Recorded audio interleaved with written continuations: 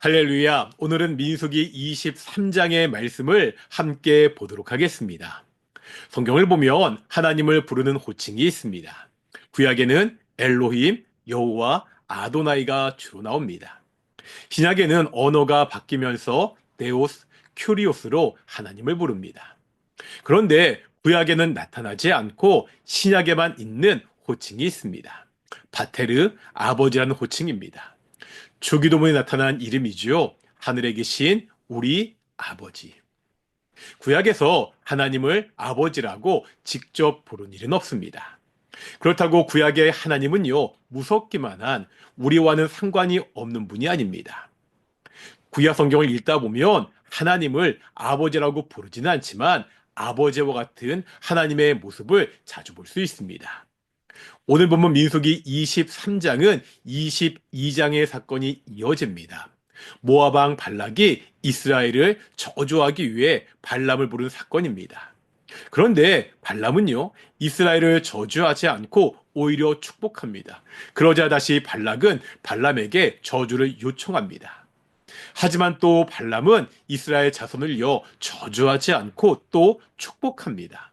이스라엘 백성들을 사자에 비유하기도 합니다. 모압 왕 발락은 갑갑합니다. 그래서 이제는요, 축복도 하지 말고 저주도 하지 말라고 합니다. 이때 발람은 하나님이 말씀하셨기 때문에 축복을 할 수밖에 없다고 말합니다. 하나님이 이스라엘 백성에 대한 저주를 막으시고 축복하게 하십니다. 이 말씀을 보면서 문득 이런 생각이 들었습니다. 왜 하나님은 이렇게 필사적으로 이스라엘 백성에 대한 저주를 막으셨을까요? 한번 생각해 보겠습니다. 발람이 왕의 말대로 이스라엘 백성을 저주합니다. 그러면 이스라엘 백성들이 그 저주대로 되나요? 그렇지 않습니다. 이들의 저주는요, 추술적이고 미신적인 것입니다. 이 주술적이고 미신적인 힘이 하나님의 백성인 이스라엘 백성에게 영향을 미칠 수가 없습니다. 그런데도 왜 하나님은 이스라엘 백성에 대한 저주를 그렇게 막으셨을까요? 저는요, 이것이 이스라엘을 향한 하나님 아버지의 마음이라고 생각합니다. 이런 거예요. 못난 자식이 있습니다. 밖에 나가 사고도 칩니다. 그래도 다른 사람이 내 자식을 욕하면 속이 상하는 것이 부모의 마음입니다. 아무리 맞는 말이더라도 자식을 욕하는 것은 듣기 싫은 것이 부모의 마음입니다. 하나님의 마음이 이와 같다는 생각이 들었습니다. 이스라엘 백성을 대하시는 아버지의 마음입니다. 21절에 보면 이런 말씀이 있습니다. 야곱의 허물을 보지 아니하시며 이스라엘의 반역을 보지 아니하시는도다. 하나님이 야곱의 허물을 보지 않으시고 이스라엘의 반역을 보지 아니하신다고 말씀하고 있습니다. 그런데 우리가 잘 알고 있잖아요. 이스라엘 백성들이요, 광야에서 얼마나 하나님의 속을 썩였습니까?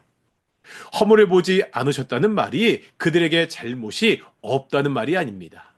자식의 허물을, 자식의 잘못을 덮어주려는 아버지의 마음입니다. 아무리 잘못을 해도 여전히 이스라엘 백성들과 함께 하시는 하나님 아버지의 마음입니다. 우리도요, 이런 하나님 아버지의 마음 때문에 여기까지 오지 않았습니까? 만약에 하나님이요, 우리가 행한 대로 다 심판하셨다면 우리 중 누구도 감히 하나님 앞에 설 수 있는 사람이 없습니다. 이 사실을 기억했으면 좋겠습니다. 우리를 사랑하시는 아버지 하나님의 마음입니다. 이 하나님 아버지의 마음을 항상 기억하며 사는 우리 성도들이 되시기를 소망합니다. 기도하시겠습니다.